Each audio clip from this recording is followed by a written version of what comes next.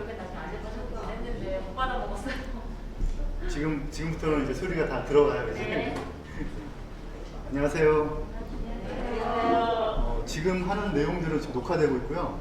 그대로 내일쯤에 다시 또 온라인으로 열어드릴 거예요. 그래서 다시 보시면 될 것 같고요.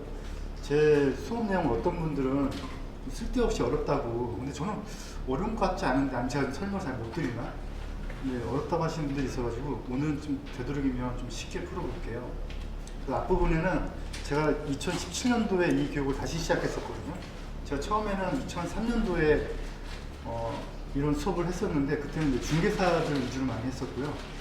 2017년부터 다시 시작했는데 이제 그때 투자했던 내역도 좀 보여드리고, 그 다음에 제일 궁금한 게 이제 어느 지역이 어떻게 해서 가격이 오르느냐가 제일 중요하잖아요. 사실 뭐 다 올랐긴 하지만, 근데 제가 생각하는 가격이 오르는 패턴이 있거든요. 그래서 그거를 어떻게 분석하는지 그 계산법을 좀 보여드려 보도록 할게요.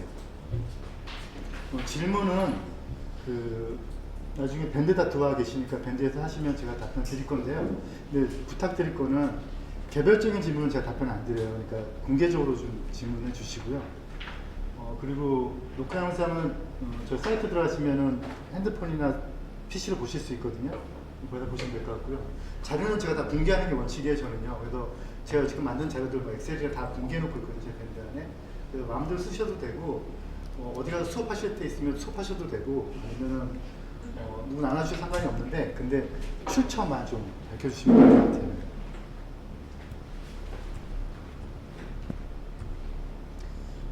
투자 수익은 어떻게 만들어지나라는 좀 패턴 만들어봤는데, 제가 약간의 자랑질 같은 거, 제가 투자했던 건데 저 혼자 한 건 아니고요. 이렇게 모여주셨던 분들 중에서 저랑 같이 하실 분 해가지고 이제 같이 했던 내용들인데, 어떻게 제가 투자를 했고 어떻게 거기를 하려고 마음 먹었는지, 그리고 어떤 메커니즘에서 저한테 돈이 들어왔는지를 좀 보여드려 보도록 할게요.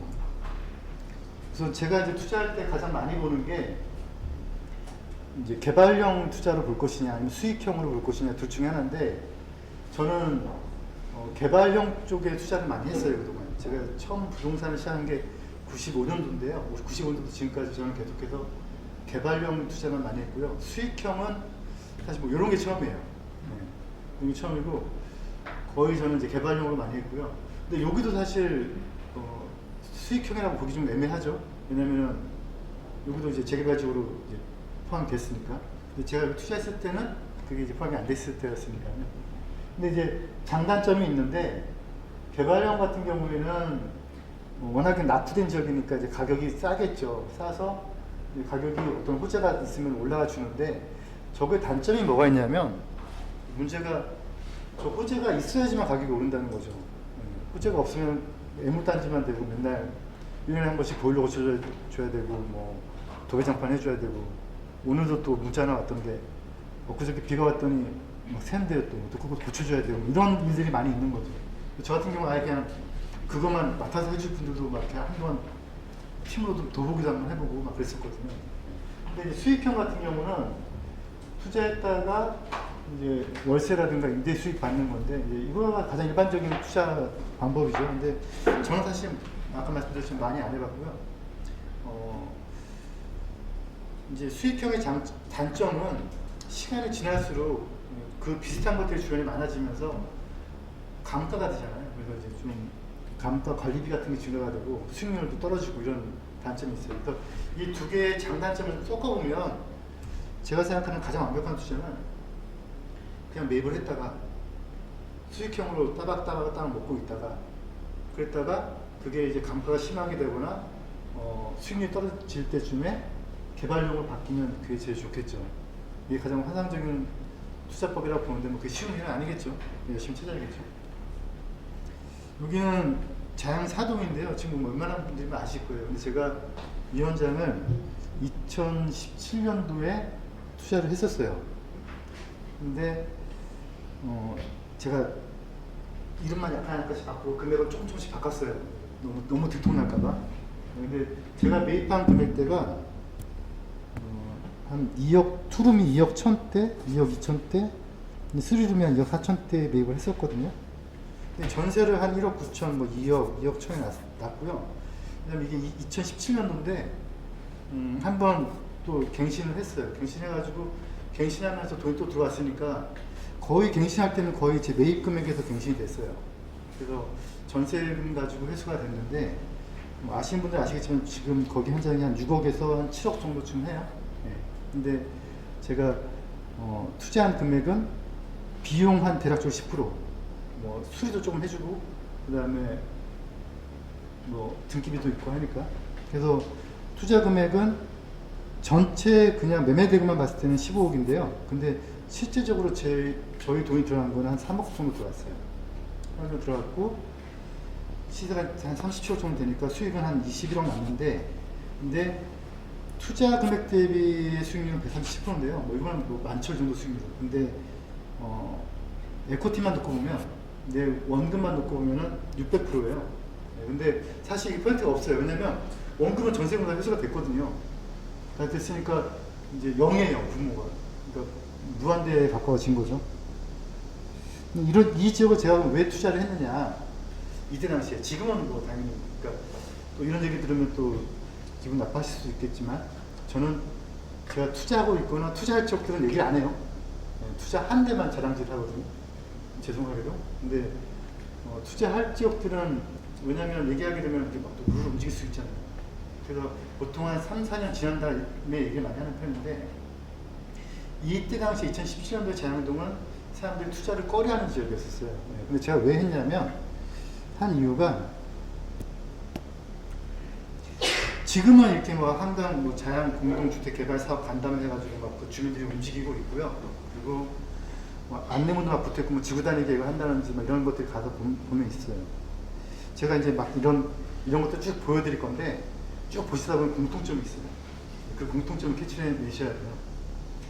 근데 제가 사실 여기를 왜 투자를 했냐면 제가 예전에 2004년도에 주간신문을 제가 운영했었거든요. 뉴타운신문이라고 제가 제 자비로 돈을 들여서 전국 단위로 주간신문을 뉴타운신문을 한 3년 운영했어요. 3년 운영했는데 그때 이제 저희 기자분들이 이제 막 성수동도 가고 자양동도 가고 막 여러 군데 갔는데 성수동이 그 당시 한 10억대 2007년도 얘기인데요. 2008년도에 서프라임 바로 전 단계까지 갔을 때 6억, 7억, 8억, 9억, 10억대 막 가고 있었던 중이었거든요. 그래가지고 딱 갔더니 성수가 한 10억 하니까 바로 옆에 자양사동이 그때는 노유동이라고 불렀었는데 그때는 노유동에 갔더니 한 1억 9천대, 2억대 많이 있는 거예요. 그래가지고 저희 기자분 중에 한 명이 이 지역 어떻게 했습니까? 이렇게 저한테 물어보더라고요. 그래서 제가 가격 괜찮다, 한번 가보자. 갔더니 주민들이 추진을 하고 있는데 재개발 지역이 아니잖아요. 지금도 아니에요. 사실은 지금도 아무 지역이 아닌 지역인데 근데 주민들이 추진하고 있는데 주민들이 어떻게 추진하고 있냐면 주민 제한용으로 추진하고 있더라고요. 네, 그래서 재개발 지역이 아닌 지역을 그 당시에 이제 이명박 씨에서 이제 오세훈 씨가 바뀌었던 타이밍인데 우리가 제한할 테니까 재개발 지역을 좀 하라고 해줘. 그러면 제한이라는 건 뭐죠? 나한테 힘이 있는 거예요? 아니면 그냥 요청만 하는 거예요? 요청만 하는 거잖아요. 그럼 결과적으로 도장은 시장이 찍어주는 거죠. 근데 그때 오세훈 씨가 딜레마가 있었어요. 한강 르네상스를 발표를 했는데 압구정하고 성수하고 한남 같은 경우에 기부 체납비를 높인 거예요. 그러니까 압구정하고 성수가 나는 그렇게 못하겠다 이렇게 돼버린 거죠. 그러니까 이거 좀 뭔가 가시적으로 해야 되는데 못하게 생기니까 약간 딜레마에 빠져있는 중에 갑자기 이 사람들이 우리가 주민 제한을 해줄게, 할게, 해줘. 대신에 성수 쪽이나 한남 쪽에서 얘기하는 기부 체납비를 우리가 맞춰줄게 이렇게 된 거예요. 그 당시에 우리가 제시하는 게 한 30에서 40%예요. 많이 주겠다는 거죠, 땅을. 공원으로 뺏기는 건데 나중에 이제 그런 걸 계산하는 정도 실력까지 되면은 그게 얼마큼 큰지를 알게 되는데요. 그런데 이제 그러고 나서 그냥 뭐 되나 보다라고 해서 그때 당시에는 제가 투자를 안 했어요. 될까 말까 보고 있었는데 갑자기 오세훈 씨가 급식에 베팅을 하더라고요. 네, 그랬더니 뭐 절을 하더니 막 울더니 가더니 막 뭐 이상하게 돼버린 거예요. 이건 또 뭐지? 이렇게 끝나버린 거예요. 그래서 무산이 됐어요. 무산이 됐다가 한참 후에 이제 서울시를 비롯한 재개발의 방침이 바뀌었어요. 어떻게 바뀌었냐면 이명박 씨가 또는 오세훈 씨가 이렇게 지정하는 형태로 가니까 약간 정치적으로 가는 거죠. 그래서 법령이 어떻게 바뀌냐면 국가 등은 큰 흐름의 방침만 세워주고 세부적인 거는 주거정비 지수제라고 해서 주민들이 제안하는 형태로 바뀐 거예요. 네. 그러면 그 제안, 주거정비 지수제라는 제안을 주민 제안형을 누가 제안했어요, 제일 처음에? 이 사람들이 먼저 했잖아요. 네. 근데 서울시가 딱 발표한 자료에 이제 앞으로는 재개발을 이렇게 할 것이다 라고 해서 예시로 만든 자료가 이 지역이 들어가 있는 거예요. 네. 그래서 그럼 되겠다라고 해서 가봤더니 가격이 그대로더라고요. 그래서 그때 당시 수업 들은 분들한테 한번 같이 한번 가볼래 해서 갔더니 물건이 막 잔뜩 쌓여있더라고요. 그래서 저희끼리는 별명을 이제 아도라고 정했어요. 아도로 치자. 그래서 왜 있는 데를 다 샀죠. 그래서 다 전세 놓고 1년 반, 2년 있다가 다 회수하고 지금도 다 가지고 있어요. 다 가지고 있고. 그래서 이제 이런 자료들이 사실 이제 흐름만 놓고 보면 이제 이게 우리한테 도움이 되는 일이 생기는 거죠. 이게 그때 당시에 사전 검토 요청서라고 자양동 사람들이 올렸던 자료인데 이게 나중에 재개발 기본계획에 이런 형태로 올려라. 그래서 예시로 들어가 있던 화면이에요. 아직도 이 지역은 아무런 지정된 건 없어요. 근데 이제 박원순 씨가 이쪽을 재정비 촉진지구가 아니고 도시재생지구로 지정했었거든요. 근데 그거는 개발을 안 하겠다는 거니까 해제가 돼야 되는데 지금은 아무것도 아니니까 뭐 사실 가격이 오를 이유는 없어요. 그런데 제가 판단하는 거는 그래도 성수 4보다는 위치가 좋거든요. 왜냐면 성수 4는 전철도 좀 멀고 성수 전략정비구역 중에서는 좀 떨어져 있어요. 근데 거기가 지금 한 14억 정도 하니까 그래도 단기가 같이 가면 얘가 더 올라갈 것이고 단기가 좀 빠진다면 그래도 한 80%까지 가지 않을까라는 게 제 생각입니다. 저는 그때 팔 생각이에요.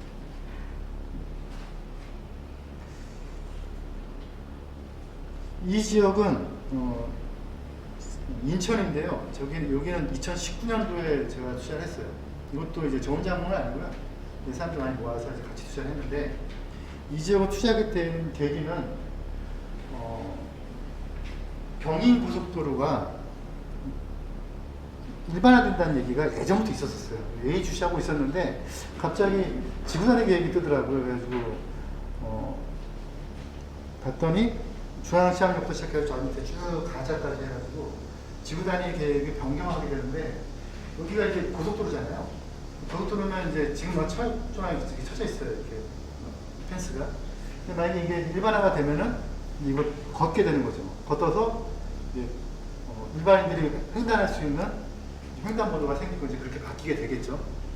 그래서 여기를 좀 그 당시에 검토를 쭉 해보다가 지금은 다 바뀌었어요. 이 정도로. 저기 지금 빨간색으로 표시가 되는 데는 다 이정으로 바뀌어 있고요. 그리고 저 파란색으로 표시가 된 데는 일종에서 이정으로 바뀔 가능성이 제가 보기에는 별로 없어 보이는데 주민들이 지금 막 재개발 추진위원회 만들어서 막 좀 가격을 올리고 있더라고요. 근데 도면도 다 나오고 다 나왔어요. 뭐 어떤 근거를 나왔는지 잘 모르겠지만 이정으로 설계를 했더라고요. 근데 이 현장 같은 경우는 이 19년도에 이제 돈을 저희가 물건 하나 살 때마다 뭐 예를 들어서 요 같은 경우는 이제 9,700에 샀어요. 그 전세 5천 냈으니까 뭐 대략 한 이 정도 묶인 거죠. 뭐 이런 같은 경우는 1억 천에 샀는데 뭐 전세 이렇게 놨으니까 막 이 정도 금액이 묶인 2,100만 원 묶인 거죠. 근데 이 현장이 지금 현재는 이제 이종으로 바뀌어 있으면서 가격대가 좀 올랐어요. 그래서 좀 이 정도씩 올랐어요. 올랐는데 그렇게 계산해 보면 아직 판 건 없어요. 판 건 없는데 계산해 보면은 세금을 제외하고 그냥 오른 가격만 놓고 봤을 때 그냥 수익률은 39%고요. 에쿼티 수익률은 한 90% 돼요. 2배 정도 가까이 되는 거죠. 근데 이거 문제는 이걸 그러면 언제까지 가지고 있어야 될 거냐는 거죠. 좀 이따 계산법을 보여드릴 건데 얘가 과연 7천 주고 산 게 지금 한 1억 2천 정도에 팔리긴 해요. 지금요. 팔리긴 하는데 저는 안 팔 거예요. 언제 팔아야 될까요? 이거를. 우리가 얼마까지 갔을 때가 이게 다음 사람도 그 다음 사람 저한테 사는 사람도 그렇게 피해를 안 보고 이제 폭탄 돌리기가 아니고 그 사람도 돈을 벌고 저도 이 정도 수익률이면 되고 하는 그 리밋이 얼마일까요? 얼마? 7천에 샀으니까 1억 2천이면 한 2억 되면 괜찮을까요? 그 계산법을 한번 해보자고요. 그 계산을 어떻게 해야 되는 건지를. 이 현장 같은 게 아직 그 ING인데요. 또 다른 현장도 보여드릴게요. 이 자료들은 이제 보시면 돼요. 다 뭐 인터넷 뒤지면 다 있는 자료들이에요. 이 물건은 그냥 혼자서 투자한 물건인데요. 이거는 효중 아파트라고, 이것도 이제 쭉 아까 가정시장역에서 쭉 도내려가면은 성남역인데, 이게 지금 아시겠지만 7호선 쪽이었잖아요. 참고로 지금 말씀드린 지역은 가서 투자라는 얘기는 안 해요. 벌써 다 오르고 있는 중이니까 괜히 열받는 지역이에요. 더 초기 지역으로 가야 되는 게 맞죠. 근데 이제 그냥 자랑질하고 있는 거예요, 그냥. 이 아파트 같은 경우가 제가 지금 여기 보시면 가격대가 한 1억 4천에서 왔다 갔다 하고 있어요. 저는 1억 3천에 샀어요. 그때 갑자기 쭉 떴죠, 그죠? 그래서 지금 2억 5천이라고 지금 사이트에는 떠 있는데, 제가 부동산에 알아보니까 한 2억 9천에 마지막 물건이 팔렸더라고요. 지금 다음번 팔린 물건이면 2억 9천 5백 정도에 팔린대요. 그런데 다시 아까도 말씀드린 외국은 얼마가 더 뜰 수 있는 여지가 있는지에 대한 막연한 감이 아니고 데이터 분석이 있어야 될 거잖아요. 그걸 한번 해보자는 거죠. 여기는 제가 좀 더 가지고 있어도 된다고 저 혼자 생각하는 이유가 있는데 뭐냐면, 여기 상업지예요. 상업지라서 용적률이 꽤 높아요. 한 700% 정도 돼요. 그래서 그 상업지면 왜 더 가지고 있어야 되지? 그런 계산법을 한번 해보자는 거죠. 이 물건 같은 경우는 1억 3천에 샀고, 한 1200 정도 등기비하고 공사비 해서 1억 4,200에 했는데, 전세가 1억 1000이어가지고요. 그래서 실제 투자금은 한 3,200만 원 들었는데, 지금 에쿼티 수익률은 아직 팔진 않았지만 2억 9천을 판다면 한 400% 정도쯤 되는 거예요. 근데 저는 이걸 한 3억 5천 정도쯤 되면 팔 생각이에요. 여기는 뭐 다들 아시는 월판선 예정지역. 여기는 제가 작년에 투자한 물건인데, 여기는 뭐 가주택 정비사업이나 재개발 이런 얘기는 없어요. 그런데 여기 보시면은 여기에 현아아파트라고 있는데, 여기는 지금 가주택 정비사업 얘기가 있거든요. 근데 저는 어디 투자했냐면 여기 투자했어요. 여기 투자했는데, 이 지역은 아마 많이 소개가 돼서 아는 지역인데요. 이쪽 지역이 재개발 지역 추진하고 있어요, 지금요. 그래서 가격이 아마 급등을 했어요. 이쪽에 비해서 이쪽이 그 당시 반값이었는데, 저는 뭘 봤냐면, 월판선이 들어선다? 그러면 개찰구가 있을 거 아니에요. 그죠? 개찰구를 봤더니 이쪽쯤 되더라고요. 그래서 개찰구 주변은 항상 지구단위 계획이 수립이 돼요. 안 그랬던 적이 단 한 번이 없었어요. 그리고 꼭 거의 상업지로 바뀌는 경우가 많아요. 그래서 상업지로 바뀌지 않을까라는 생각에서 투자를 했는데, 지금쯤 얘기가 있어요. 상업지로 바뀐다는 얘기. 아직 정해진 건 없고요. 그래서 상업지가 아직은 아니지만 바뀔 가능성이 제가 보기엔 농후해요. 그래서 샀는데, 여기도 지금은 한 3억 정도에 지금 매각이 되는 것 같아요. 그래서 지금 제가 산 거는 1억 6천. 그래서 한 1억 7천인데 전세 1억 3천 났고요. 한 4천 정도 투자했는데, 근데 지금 현재까지는 한 250만 원 수익이 났어요. 지금부터 보는 지역은 제가 투자한 지역은 아니고요. 그냥 갑자기 많이 오른 지역들을 보여드릴게요. 대구에 있는 태평 아파트인데, 이게 보시면 얼마죠? 지금 2015년부터 한 18년까지 거의 1억에서 1억 1천 정도 왔다 갔다 했죠, 그죠?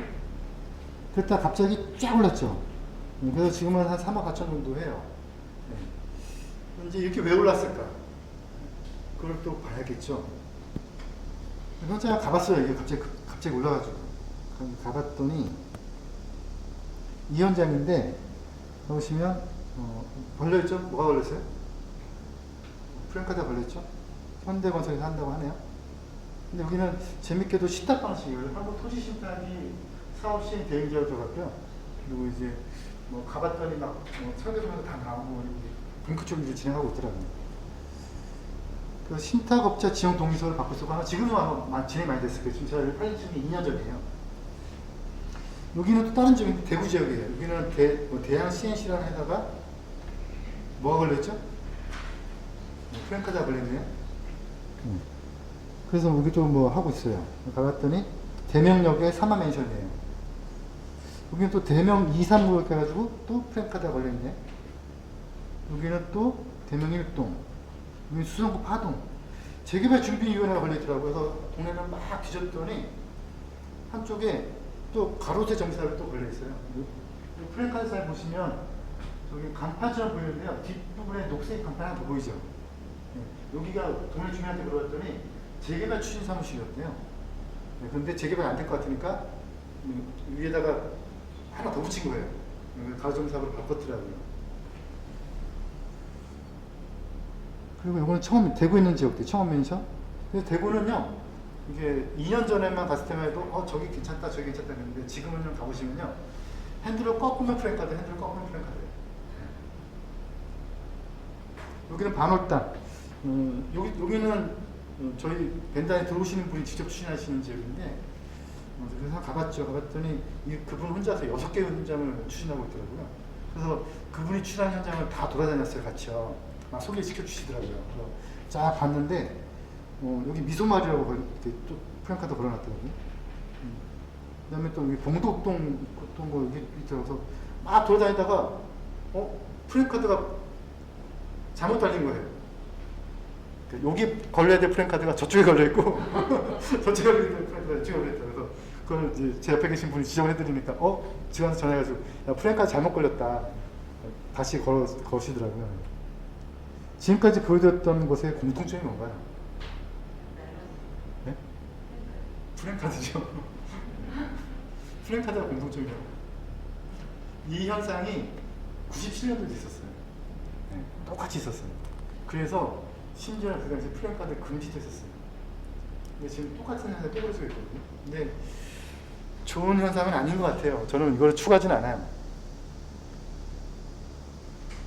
결국 개발이 되어야 가격이 오르는 건 이제 맞는 얘기죠, 그죠? 개발의 신호탄이 이제 현수막인데, 현수막이 걸리면 가격이 오르는 게 사실 현실이에요. 근데 사실 저는 이게 바람직한 현상이라고 보지는 않아요. 얼마 전에 이제 구청에 서류를 넣었는데 구청 담당자가 그러더라고요. 여기를 왜 추진하시냐. 그래서 개발하려고요. 이렇게 하는 말이 현수막 구분 안 하실 거죠, 이러시더라고요. 저희 그런 거 안 합니다. 그런 거 하지 마세요. 이렇게 그냥 단도직입적으로 얘기를 하더라고요. 그런 현상이 이게 2011년인데요. KDC라는 주식인데요. 제가 이거 왜 보여드리냐면, 이 KDC라는 이 회사가 어떤 회사냐면 이때 당시에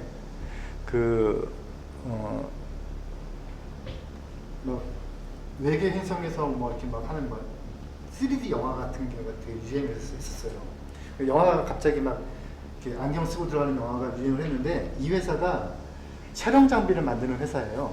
네, 그 3D 촬영을 하는, 그 영상 제작을 하는. 근데 이 회사 주가가 지금은 액면 분할이 어떻게 달라지는데, 그 당시에 예를 들어 1,000원짜리라면 지금 보시면 갑자기 쫙 올랐죠. 네. 저걸 누가 띄웠냐면요, 부동산 전문가가 띄웠어요. 부동산 전문가가 2012년도에 서프라임 터졌잖아요. 그래서 막 수업을 너무 잘하니까 막 수강생들이 많이 모인 거예요. 수강생이 한 5,000명이 모였어요. 그래가지고 수강을 한 사람들이 또 입소문도 있고 이게 있잖아요. 거기서 그냥 지나가는 얘기로 나는 이 주식 샀는데 이거 분명히 뜰 거다. 네. 라고 하니까 그 수업을 들었던 사람들 중에서 우르르 산 거죠. 제가 샀을까요, 안 샀을까요? 저는 이분 수업을 듣지는 않았어요. 제가 샀을까요, 안 샀을까요? 저는 샀어요. 왜냐? 뜰 거 알았거든. 그분이 이렇게 띄울 거거든. 근데 어떤 사람은, 똑똑한 사람은, 야, 이 사람이 지금 의도적으로 띄우는구나 라고 들어갔고요. 어떤 사람은 저 사람 말이 맞을까? 라고 의심하다가 맞네 라고 들어갔어요. 그 둘은 달라요. 확연하게 달라요. 한 사람은 분명 장난치는 줄 알고 들어갔어요. 다른 사람은요, 의심하다가 확신 있으니까 들어간 거예요. 언제? 나중에. 네. 그래서 결국은 그 돈이 누구한테 갔어요? 앞에 투자했던 사람한테 온 거죠. 이거는 주식에서는 범죄예요. 하지만 부동산에서는 범죄가 아니에요. 그런데 부동산에서 많이 해요. 저는 이게 되게 나쁜 짓이라고 봐요. 네. 그래서 저는 별로 안 좋아하는데, 그래서 저한테 많은 분들이 물어보세요. 어디 투자할 거냐. 그러면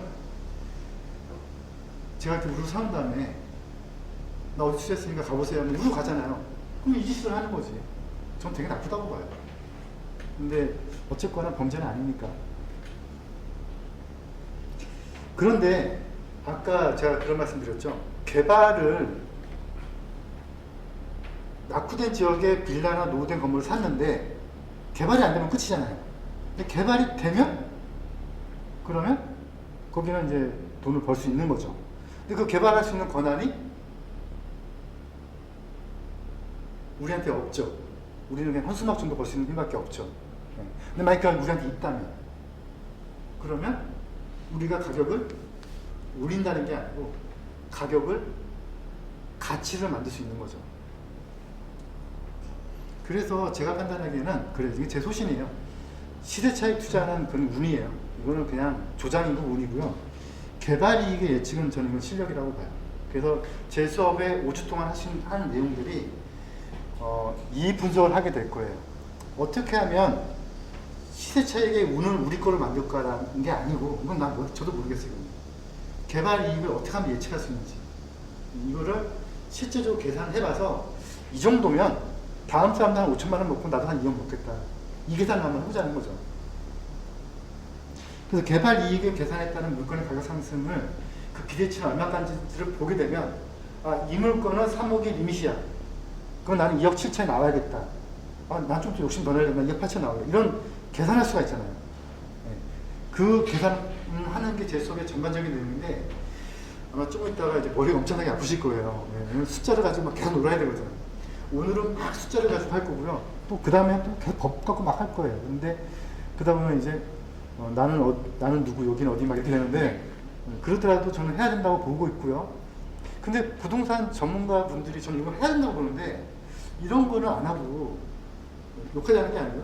그냥 어디 샀으니 같이 몰려가자. 저는 이건 아니지 않나. 이거는 제가 추진했던 한 현장의 분양가인데요. 이건 제가 잡은 거예요, 그냥. 근데 이 현장이 인덕원인데요. 인덕원 구청에, 여기는 인덕원 같은 경우는 인덕원이 안양이잖아요. 안양 시청에서 인허가 서류를 받고 있어요. 구청에도 안 받고. 그래서 시청에 넣었던 자료인데, 시청에 넣을 때 이 현장은 분양가 상한제를 적용받지 않는 현장이었어요. 그러니까 제가 분양가를 마음껏 정해도 돼요. 그러면 일반 분양가를 높게 잡아서, 인근 지역 시세가 만약에 8억이면 한 7억 이렇게 잡아도 되는 거죠. 그죠? 그럼 내 마음이죠. 그죠? 시행자 마음이잖아요. 그러면은 그만큼 일반 분양가가 높아지면 조합원 분담금이 줄어들게 돼 있어요. 근데 이 현장은 그때 당시에 한 2년 전에 제가 계획서 썼을 때에 그때 분석하기로는 5구짜리가 한 4억 5천 정도가 리밋이었어요. 지금은 모르겠어요. 지금 좀 더 올랐을 거예요. 근데 그러면 그렇게 들고 들어갈 수 있지만 시청 담당자가 보기에 안 좋게 볼 수도 있잖아요. 분양가 상한제가 적용이 안 되는 현장이긴 하지만, 그래서 어차피 나중에 분양을 할 시점에는 다르게 하더라도 우선 인허가를 받는 단계에서는 좀 싸게 한번 해보자 라고 해서 조합원 분양가를 3억 1,200, 일반 분양가를 3억 9천에 잡았던 거예요. 그러면 이제 적어도 제 머릿속에는 이 현장은 5구가 3억 9천이라는 걸 알고 있는 거잖아요. 그죠? 그럼 이제 역으로 그 지역의 물건들을 보면 되는 거죠. 어렵지 않죠? 그 물건들을 봤더니 여기에서 똑같이 이렇게 보시면은 이렇게 주식회사 돼 있는 물건이 이제 제가 투자한 물건이에요. 네. 여기 물건은 3,300이 공시지가예요. 3,300인데 제가 예정한 추정 종전평가예요. 감정평가 금액이라고 보통 많이 얘기하시죠. 감정평가 금액은 1억 1,400이에요. 이게 왜 이렇게 나왔는지는 제가 좀 이따 보여드릴 거고요. 그래서 제가 생각한 추정 비례율은 100.08%인데 나중에 이제 비례율에 대해서 배우게 되실 건데, 사실 이거는 의미가 없는 숫자인데, 많은 분들이 의미를 두고 있긴 하지만 의미가 없는 숫자예요. 근데 제가 당부드릴 게 뭐냐면, 전 이렇게 봐요. 제가 새우깡을 사 먹어요. 그러면 소비자를 보는 관점이 있고, 제가 이거를 메이드하는 공급자의 관점이 있잖아요. 어떤 쪽으로 관점을 봤을 때가 제가 이걸 더 싸게 사 먹을 수가 있죠? 새우깡은 그렇다. 그러니까 내가 공급자 관점에서 본다면 원가가 보이잖아요. 그래서 저는 공급자 관점에서 접근을 해야 된다고 보거든요. 그래서 소비자 관점에서 보기에는 비례 의미가 있어요. 그런데 공급자 관점에서 본다면 의미가 사실 별로 없어요. 그래서 이건 어떻게 해서 그렇게 나왔는지를 제가 좀 더 설명드리도록 하고요. 그래서 이 사람의 추정 기준가액이 1억 1,400이에요. 그러니까 나중에 아파트를 받을 때 1억 1,400을 빼고 받는다는 거예요. 그러면은 아까 조합 분양가 얼마 잡았죠? 뭐 일반 분양가 3억 9천, 조합 분양가 3억 얼마 잡았잖아요. 그러면 그 조합 분양가를 낼 때 1억 1,400을 빼고 내는 거죠. 이거를 이제 보통 일반인 분들은 이제 추가 부담금이라고 얘기를 하시죠. 법률 용어는 아니에요. 법률 용어는 청산금이라고 해요. 추가 부담금이라고 보통 알려져 있고, 보통 줄여서 추분이라고 많이 얘기를 하시죠. 추분이 1억 1,400을 빼고 내는 거가 되죠. 그래서 조합 분양가가 이거 같은 경우는 작은 거 받으면 50가 아니고요. 50 받았을 때 이렇게 되면 분담금을 이렇게 잡아서 제가 산 거는 1억 1,000에 샀어요. 그러면 공시지가 대비로 본다고 하면은 공시지가 대비 꽤 비싸게 주고 산 거고요. 제가 생각하는 추정 감정가만 놓고 본다면은 감정가보다 싸게 산 거죠. 요 물건 한번 보도록 할게요. 공시지가가 4,200이죠. 근데 종전평가 금액이 1억 7,400이에요. 그래서 제가 산 건 1억 2,800이니까 감정가보다도 5,400 샀죠. 그죠? 그러면 그냥 생각하지 않아도 이 물건은 1억 7,400까지 가는 거죠. 어렵지 않죠? 이 정도 계산할 수 있잖아요. 그런데 이 물건이 제가 1억 2,800 주고 산 이 물건이 1억 7,400까지 갈 수 있다라는 이 계산은 결국은 추정 종전 평가액이 나와야지 가능한 거죠. 이제 이거를 뽑는 훈련을 우리는 해야 되는 거죠. 그래서 요 파란 거를 기준으로 한번 생각을 한번 해볼게요. 아까 그 파란 거의 물건이에요. 공시지가 4,200이에요. 4,200. 그러면 제가 1억 2,800 주셨어요. 그러면 추정 감정평가 금액 1억 7,400이었으니까 제가 잡은 게, 그건 어떻게 나왔는지 제가 좀 이따 보여드릴 거고요. 그러면은 적어도 4,600까지는 올라갈 수 있겠구나. 그 시점은요. 추정 감정가가 나오는 시점에서는 적어도 저 돈은 제가 먹을 수 있는 돈이죠. 그 다음에 또 하나, 조합 분양가가 3억 1,200이고요. 일반 분양가가 3억 9천이에요. 그러면 저 두 개의 갭 차이가 7,800이죠. 그러면 적어도 이 사람은 조합 분양가로 배정받는 거잖아요. 청약 통장 없이. 그러면 저 7,800도 먹을 수 있죠. 그죠? 그러면 1억 2,800이 1억 7,400까지 가는 거는 기정사실이고, 저 7,800까지 더 더해도 되는 거죠. 더 더하면 저 물건은 2억 8,200까지 갔을 때에 2억 8,200에 주고 저 물건을 산 누구는, 저한테 산 누구는 일반 분양가의 아파트를 배정받는 거죠. 그죠? 그런데 만약에 일반 분양가에서 피가 붙네? 입주 전에? 그럼 피만큼 더 먹을 수 있는 거죠. 그죠? 어렵지 않죠? 그럼 저기서 예측할 수 있는 거는 일반 분양가와 조합 분양가의 갭을 먹을 수가 있고, 조합원들은 우선 첫 번째로. 그 다음에 일반 분양가에서 피 붙는 것도 또 먹을 수는 있어요. 근데 저는 모르죠. 저거는 뚜껑을 열어봐야지 아는 거죠. 참고로 한남뉴타운 같은 경우는, 예를 들면 한남뉴타운은 일반 분양가, 조합원 분양가를 계산해보면 지금 조합원들 지분을 매입했을 때 저 일반 분양가는 한참 넘어서 있어요. 네, 한참 넘어서 있어요. 좋은 지역일수록 그래요. 벌써 선반영이 되어 있는 거죠. 네, 그걸 감안하고 사는 거예요. 더 갈 걸 보니까. 그래서 거기 같은 경우는 일반 분양가 예정치보다도 아직 정확한 계산법은 아무도 모르지만 누군가는 그 계산을 했을 거라고요. 그 계산을 저는 했어요. 해보면, 추정 계산을 해보면, 그러면 저 일반 분양가에 피 붙은 거에서 한참 넘어가 있어요. 그것도 감안을 하고 계산을 그것까지 다 넣고도 사도 이익이라고 보는 사람들이 많다는 거죠. 이제 조금 더 근본적인 질문 한번 해볼게요. 이제 노력이 중요해요, 영감이 중요해요? 99%의 노력, 1%의 영감, 뭐가 중요해요? 노력이 중요하다고 하면 안 돼요. 저는 노력하지 말자가 제 소신이에요. 저는 제 딸내미가 아침에 딱 일어나서 아빠 학교 가기 싫어. 그러면 저는 가지마 그래. 그래서 일주일 동안 안 간 적도 있어요. 근데 어느 날 그러더라고. 학교 가고 싶대요. 왜? 그랬더니 심심하대요. 그럼 가 그랬어요. 저는 애한테 어떤 무언가가 되라고 요구하는 게 저는 부모의 욕심이라고 보거든요. 또는 부모의 무능력이라고 좀 봐요. 왜냐면 내가 못한 거를 하긴 하니까. 근데 저는 제 애한테 바라는 게 뭐냐면 노력보다는 영감이에요. 그게 훨씬 더 중요하다고 생각을 해요. 당연한 거 아닌가요? 쓸데없이 열심히 살지 마세요. 뭐 어떤 분은 돈을 벌려면 발품을 많이 팔아야 된다. 열심히 다녀요. 제가 보기에는요, 의미 없어요. 그럼 다녀서 뭐 할 건데요? 왜 다니는지도 모르면서. 몰려다니는 게밖에 더 하겠어요. 저는 영감이 중요하다고 봐요. 그거를 누가 먼저 캐치하느냐예요. 그러면 일주일 내내 골프 치고 다니고요. 일주일에 한 번만 일하면 돼요. 그래도 전혀 사는데 문제 없어요. 저의 생각이에요. 그래도 공부는 해야겠죠. 개발이 되기 위한 여러 법령들을 보도록 할게요. 이거는 다시 한번 법령을 보면서 한번 보게 될 건데 제가 이렇게 왜 이걸 보여드리냐면 상당히 중요하기 때문에 그래요. 그 영감을 잡기 위해서.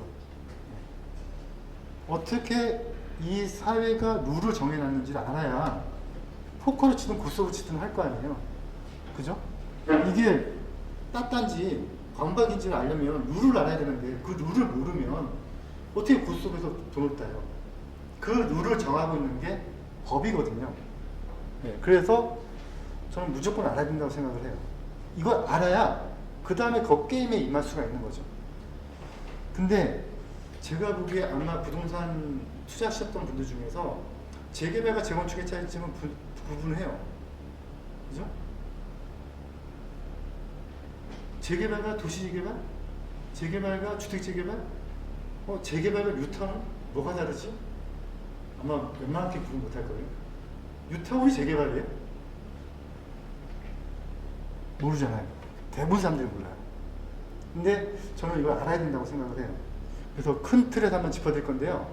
오늘은 간략하게 넘어갈 거고요. 나중에 아주 자세하게 짚어드릴 거예요. 우선 97년도에 도시재개발법이라는 게 만들어졌어요. 과거를 한번 좀 짚어봐야 될 필요가 있는데요. 그때 당시에는 주택재개발, 공장재개발, 도심재개발, 시장재개발 이렇게 네 가지 재개발 형식을 규정하고 있었고요. 법령 이름이 지금하고 달라요. 도시재개발법이었어요. 그리고 재건축은요. 지금 우리가 알고 있는 재개발 범주에 있지 않았고 주택건설촉진법이라고 하는 별도의 법령에 따로 떨어져 있었어요. 그게 재건축이었고요. 그 다음에 또 다른 법령으로 주거환경 개선 사업을 위한 임시조치법이라는 게 있었어요. 그게 주거환경 개선 사업 지구였는데 이 주거환경 개선 사업을 위한 임시조치법이 그때 당시 한시법령이었어요. 그러니까 사라지는 법령. 사라지면서 다 통합을 해버린 거예요. 얘를 어디다 두지? 그래서 2003년도에 통합이 돼요. 3년도에 통합이 되면서 이 세 가지가 통합이 되면서 주택재개발이 그냥 주택재개발로 오게 됐고요. 그리고 공장재개발, 도심재개발, 시장재개발은 도시환경정비사업이라는 말로 명칭이 바뀌게 돼요. 그리고 재건축은 단독주택 재건축과 공동주택 재건축으로 나눠지게 되고요. 주거환경 개선 사업은 그대로 주거환경 개선 사업으로 오게 돼요. 주거환경 개선 사업은 또 세 가지 방식으로 나눠지는데요. 스스로 개량 방식, 그 다음에 보존을 하고 스스로 개량하는 방식, 그 다음에 환지 방식, 그 다음에 보상 방식 세 가지 나눠져요. 근데 그게 뭐가 됐든 간에 주거환경 개선 사업은 사업 시행자가 국가 등이에요. 네, 그러면 사업을 해서 이득이 남는 걸 누가 가져간다고요? 국가가. 근데 국가가 이득을 안 가져가겠죠. 그래서 이득이 남던 손실이 되던 본인들이 그걸 해결을 하고요. 주민들은 그냥 아파트 한 채 그냥 땅을 받는 거예요. 대신에 부담은 없어요. 주업을 만들 필요도 없고 그냥 가만히 있으면 돼요. 가만히 있으면 알아서 국가가 다 해주는 거죠. 단점은 그게 국가가 다 알아서 해주는 대신에 제한사항이 많아요. 매매를 제한한다거나 분양권 승계를 제한한다거나 뭐 이런 식으로 제한 사항이 많아요. 그래서 일반적으로 투자를 잘 안 하시고 계시죠. 그랬다가 최근에 또 바뀌었어요. 그래서 주택 재개발하고 도시환경 정비 사업이 그냥 재개발로 바뀌었고요. 그 도시환경 정비 사업이라는 말은 명칭이 없어졌어요, 지금은. 그리고 단독주택 재건축과 아파트 재건축이 재건축으로 그냥 합해지면서요. 단독주택 재건축은 사실상 사라졌어요. 그리고 또 비슷한 용어 중에서 지구단위 계획이니 도시개발 사업이니 지역주택 조합 사업이니 하는 이런 게 있는데 이거는 재개발하고는 전혀 관계없는 방식들이에요. 그래서 우리가 알고 있는 흔히 얘기하는 재개발하고는 좀 다른 개념으로 좀 보셔야 돼요. 그리고 뉴타운은 뭐냐면 뉴타운은 개발을 하려는 법령이 아니고요. 서포트를 하기 위한 법령이에요. 그러니까 재개발을 한다 그러면 재개발을 지원해주는 법령이에요. 왕십리가 뉴타운이죠. 왕십리는 재개발 지역이에요. 하왕 6, 7, 8 구역 재개발 지역이었다고요. 재개발 지역이니까 법령을 어느 적용을 받아요? 재개발법을 적용을 받아요. 그러면 뉴타운법은 뭐라는 거죠? 재개발법을 적용을 받을 때 지원해 주겠다는 거예요. 지원. 그래서 뉴타운이니 재정비 촉진 사업이니 이런 것들은 개발하기 위한 법령이 아니고요. 서포트하기 위한 법령을 보셔야 돼요. 제가 좋아하는 법령은 갑자기 2017년도에 나온 법령인데요. 빈집 및 소규모 정비사업법이에요. 그래서 그 법령에 빈집 정비사업, 자유투 정비사업, 가로수 정비사업, 소규모 재건축, 최근에 소규모 재개발까지 이런 법령들이 새롭게 만들어졌어요. 그래서 제가 관심 있는 법만 다시 한번 추려볼게요. 재개발 등을 규제하고 있는 법은 도시 및 주거환경 정비법이라고 부르고요. 옛날 도시 재개발법이라고 불렀던 그 법이고요. 그리고 이제 줄여서 도정법이라고 부를게요. 쌀을 이렇게 하는 그 도정이 아니고요. 그냥 도시 및 주거환경 정비법 도정법이고요. 빈집 및 소규모 정비사업법은 도정법의 약간 아류작이에요. 그래서 법령의 구성이 거의 똑같아요. 보시면 도정법의 흐름이나 빈집 및 소규모 정비사업법의 흐름이랑 똑같아요. 모양새가. 약간 좀 완화되어 있어요. 그래서 빈집법이라고 부르기도 하고 줄여서 수정법이라고 부르기도 하는데 2017년도에 이 법이 나오고 나서 2018년도에 시행이 됐을 때 저는 원래 이런 수업을 전 유튜브 활동도 안 하고 저는 영상 안 하는 편인데 제가 왜 이런 수업을 다시 시작하게 됐냐면 이 법령 때문에 그래요. 이 법령 때문에 좀 한번 큰일 한번 판을 짜보자. 아픔이 있더라도 판을 한번 크게 짜보자라는 생각에서 시작이 됐어요. 그럼 제가 어떤 판을 크게 짤 건지는 수업 중에 나오게 될 건데요. 그래서 제가 2017년도에 이 법이 공포가 됐을 때 시행되기 전에 1년 동안 있다가 시행이 됐거든요. 2018년도에 시행이 됐거든요. 그래서 이 수업을 제가 2017년도에 만들게 됐고 그때 제가 이제 빈집법에 대해서 주목을 해라. 이 법이 앞으로 되게 크게 될 것이다 라고 엄청나게 많은 얘기를 했는데 어떤 분이 딱 오셔가지고 그러시더라고요. 그러면 빈집은 어디 가서 구해야 되나요? 아 이거 좀 줄임말을 잘못 선택했다. 빈집을 보자는 게 아니고요. 그래서 이 법령은 빈집 정비사업, 그 다음에 자유주택 정비사업, 그 다음에 가로세 정비사업, 소규모 재건축, 소규모 재개발이 시설됐는데요. 이렇게 규정을 하고 있는데 빈집 및 소규모 정비사업이니까 빈집이 중요한 게 아니고 빈집은 좀 관심이 없어요. 중요한 게 아니고 제가 관심 있는 거는 가로주택 정비사업에 관심이 이제 나요. 소규모 재개발 사업도 관심이 좀 있긴 한데 아직도 좀 제한사항이 좀 많이 있어서 좀 이건 약간 좀 사이즈랑 좀 밀어놓지 않아요. 물론 이것도 분명히 도움이 되는 법령으로 바뀔 거라고 저는 추측을 하는데 아직은 저한테 도움이 안 주고 있어요. 그래서 그런데 법령을 볼 때 어떻게 봐야 되냐면 저는 조례부터 먼저 봐요. 조례부터. 전문가를 저는 재개발법에 대해서는 단연컨대 저는 부동산 전문가들한테 누구한테도 물어보세요. 단연컨대 저는 대한민국 1등이라고 저는 자부하고 있거든요. 근데 다른 외국에는 제가 이제 없으니까 세계 1등이죠, 그죠? 우주에도 없으니까 우주 1등이 되는데 근데 저는 반대로 얘기하면 저는 이거밖에 몰라요. 이거밖에 몰라요. 그래서 뭐 예를 들어서 제한 녹지에 뭘 한다고 저는 몰라요. 그러면 그쪽을 아는 사람한테 저는 또 상담료를 내고 찾아가야겠죠, 그죠?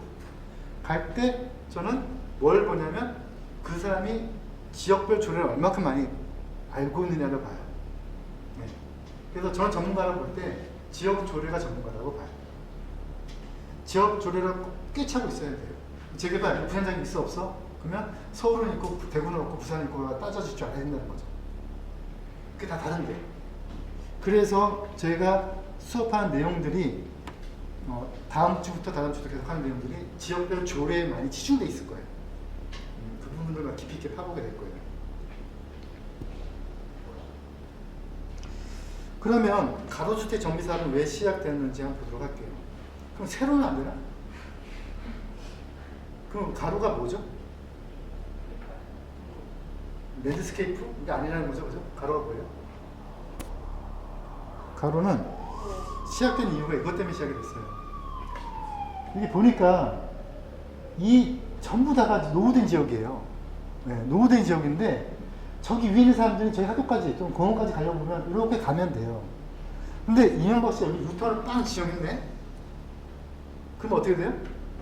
개발이 되겠죠, 거기가. 아파트 단지가 되겠죠. 5,000세대, 만세대 됐어요. 그럼 저 사람은 어떻게 가야 돼요? 못 가게 한다고. 예, 저기만의 공화국이 돼버리는 거예요. 이렇게 뺑 돌아서 가야 돼요. 이 문제가 있는 거죠. 그래서 이거는 좀 문제가 있다. 그래서 만들어진 법이 블록 단위 개발하자는 거죠. 그래서 기존 동선은 깨지지 말고 블록으로만 개발해서 가로는 유지를 하자. 이게 가로주택 정비사업의 시작 원인이고요. 이거는 아이디어가 우리나라에서 나오지 않았고 외국에서 나왔어요. 그리고 전 세계적인 추세예요.